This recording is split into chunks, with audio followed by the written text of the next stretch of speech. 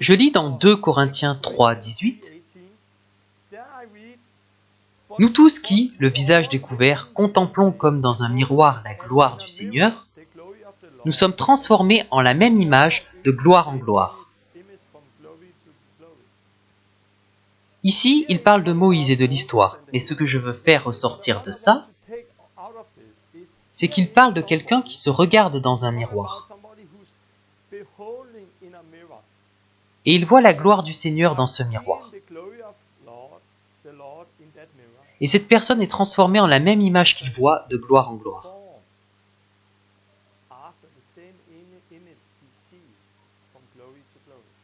Il y a aussi un autre passage dans la Bible où il est question de miroir. C'est dans l'épître de Jacques 1, 22. « Mettez en pratique la parole et ne vous bornez pas à l'écouter, vous trompant vous-même, par de faux raisonnements. Car si quelqu'un écoute la parole et ne la met pas en pratique, il est semblable à un homme qui regarde dans un miroir son visage naturel et qui, après s'être regardé, s'en va et oublie aussitôt qui il était.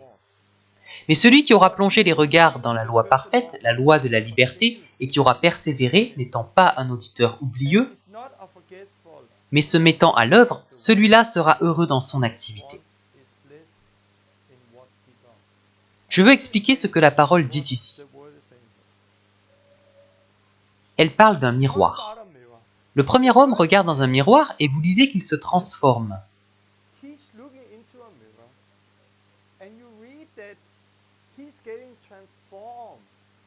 En l'image qu'il voit, de gloire en gloire. Mais ici, nous avons aussi un homme qui regarde dans un miroir. Mais cet homme s'en va et immédiatement, il a oublié ce qu'il a vu.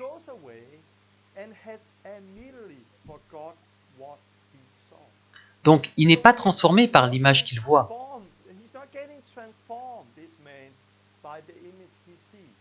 Quelle est l'image que nous voyons? C'est la loi de Dieu, la parole de Dieu, la Bible. Donc un homme regarde la loi parfaite de Dieu, la parole de Dieu, et il est transformé par l'image qu'il voit. Il ressemble davantage à Christ. Voici un autre homme qui regarde aussi dans un miroir, et je crois que c'est le même miroir. Mais il s'en va et a immédiatement oublié ce qu'il a vu. Combien de fois êtes-vous allé à une réunion où vous avez entendu la parole, mais le lundi matin, quelqu'un vous demande si c'était une bonne réunion? Oui, c'était bien. De quoi a-t-il parlé?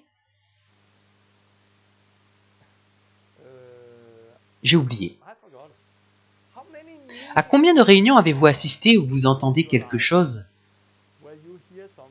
mais quelques semaines plus tard, vous l'avez oublié?